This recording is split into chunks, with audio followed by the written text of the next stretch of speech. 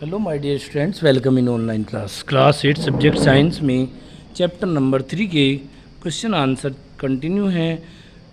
आज page number 51 से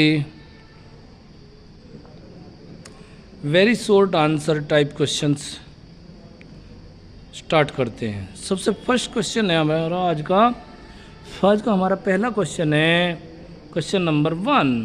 cotton is a natural polymer, What is its chemical name? Cotton एक natural polymer होता है, इसका केमिकल नेम क्या है? It's chemical name is cellulose. ठीक है, सेलुलोज से प्राप्त होता है, इसलिए इसका केमिकल नेम सेलस होता है, cells. It's chemical name is cells. Question number 2. A synthetic fiber which looks like silk is obtained by chemical treatment of wood pulp. It is therefore known as artificial silk. What is its common name? एक synthetic fibre जो silk की तरह दिखाई देता है और chemicals के द्वारा बनाया जाता है, इसको हम बेसिकली सिंथेटिक आर्टिफिशियल सिल्क भी कहते हैं, यानी कृत्रिम सिल्क भी कहते हैं। What is its common name? इसका कॉमन नेम क्या है? Its common name is rayon. Answer है its common name is rayon. इसका कॉमन नेम रेयन है। Question number 3. Terracotta is made up by mixing two type of fibers. Write the name of these fibers. Terracotta दो अलग अलग fibre को मिलाकर बनाया जाता है, उन दोनों फाइबर के नाम बताओ। Answer, the name of the fibres are terylene and cotton. उन दोनों फाइबर के नाम टेरिलीन और कॉटन हैं। Question number 4। Plastic articles are available in a all possible shape and size. Can you tell why? Plastic को अपनी इच्छा अनुसार कोई भी आकृति और आकार दिया जा सकता है। ये सभी आकृति और आकार में उपलब्ध होते हैं। Can you tell why? ऐसा क्यों होता है, क्या आप बता सकते हो? Answer, plastic can be easily moulded. Plastic को आसानी से मोड़ा जा सकता है, मोल्ड किया जा सकता है, आकृति दी जा सकती है।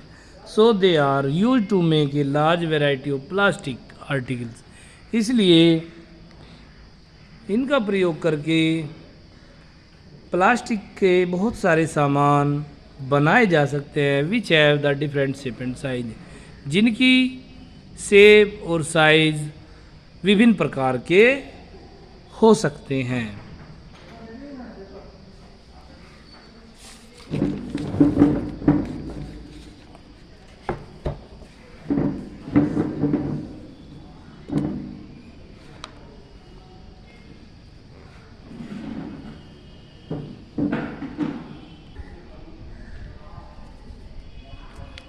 Question number 5.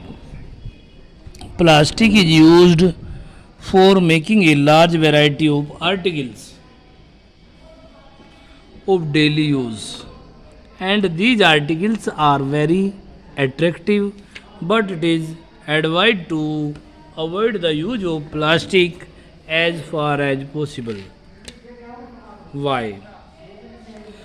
प्लास्टिक का प्रयोग हमारे दैनिक जीवन में काम आने वाली विभिन्न चीज़ों को बनाने में किया जाता है। ये बहुत ही आकर्षक भी होते हैं, लेकिन इट इज़ एडवाइज, यह सलाह दी जाती है to avoid the use of plastic as far as possible, जितना संभव हो सके प्लास्टिक का प्रयोग न करें। क्यों? Answer, due to its non biodegradable nature. इसकी नॉन बायोडिग्रेडेबल नेचर के लिए, इसकी नॉन बायोडिग्रेडेबल नेचर की वजह से ऐसा किया जाता है, because its causes environmental pollution, क्योंकि इसकी वजह से वातावरण में प्रदूषण हो जाता है।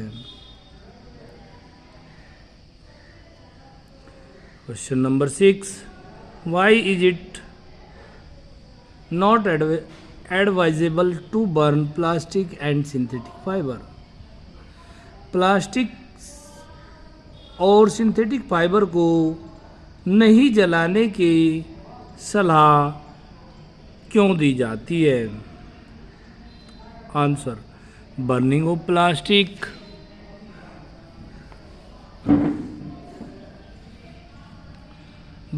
Plastic and synthetic fibre produce loads of poisonous gases causing air pollution. Plastic और सिंथेटिक फाइबर को जलाने पर बहुत सारी जहरीली गैसें उत्पन्न होती हैं जो हमारे वायुमंडल को प्रदूषित कर देती है और इसकी वजह से वायु प्रदूषण होता है। Question number 7, select the articles from the following list which are biodegradable.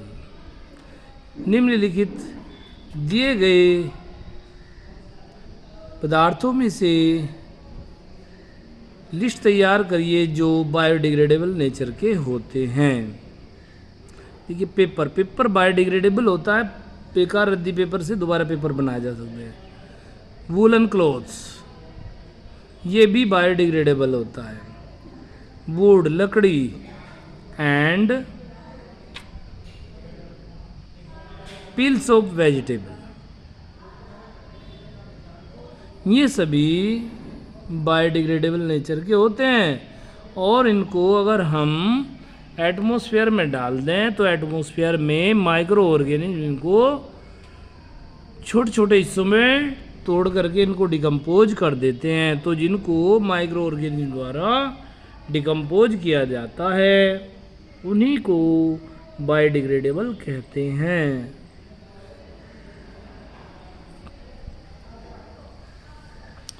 Question number 8,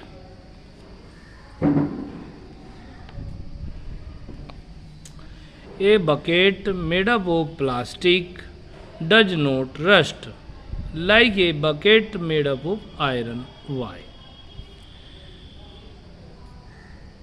plastic से बनी हुई एक बाल्टी पर जंग लग जाता है, दोबारा, प्लास्टिक से बनी हुई बाल्टी पर जंग नहीं लगता, जबकि लोहे से बनी हुई बाल्टी पर जंग लग जाता है, क्यों? आपका आंसर ऐसा होगा, देखिए ज़रा, आपके घरों में लोहे की और प्लास्टिक की दोनों बाल्टी होंगी। आपने देखा होगा जो लोहे की बाल्टी होती है उस पर रस्ट आ जाता है, जंग लग जाता है, बट जो प्लास्टिक बाल्टी होती है, प्लास्टिक से बनी हुई बाल्टी है, उस पर जंग नहीं लगता, क्यों? तो इसका आंसर देखते हैं। Plastic is a non reactive material, क्योंकि प्लास्टिक एक नॉन रिएक्टिव मटेरियल है, क्योंकि वह किसी चीज़ के साथ से बेसिकली क्रिया नहीं करता। It does not react with air and water, यह जल और वायु के साथ क्रिया नहीं करता, रिएक्शन नहीं करता, एंड दस डज नॉट रस्ट, इसलिए इस पर जंग नहीं लगता।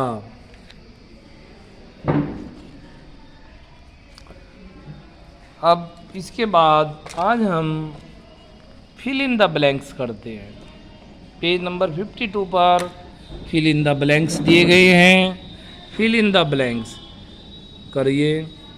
ए polymer is a chain of many small units. देखिए बीच में कुछ शॉर्ट आंसर टाइप क्वेश्चन है।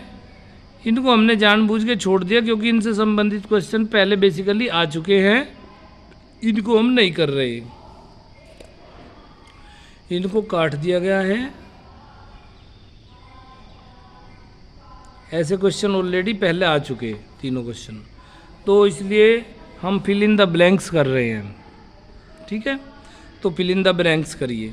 ए polymer is a chain of many small units joint together which are called monomers. Polymers के अंदर बहुत सारी छोटी छोटी इकाइयाँ आपस में जुड़ जाती हैं, इन छोटी जुड़ने वाली इकाइयों को हम मोनोमर्स कहते हैं। तो इसमें आपका मोनोमर्स आएगा। B, the synthetic fibres are also known as man made fibre. Synthetic fibre को मैन मेड फाइबर भी कहते, तो इसमें आपका मैन मेड आ जाएगा। C, the first fully synthetic fibre was nylon. सबसे पहले पूर्ण रूप से बनाया गया फाइबर नायलॉन था। D, a fibre similar to wool is acrylic.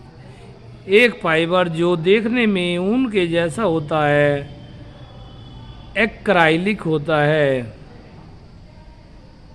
Acrylic कहलाता है। E, a plastic use for making crockery is melamine. एक प्लास्टिक जिसका प्रयोग क्रॉकरी बनाने में किया जाता है मेलामाइन कहलाता है। मैचिंग,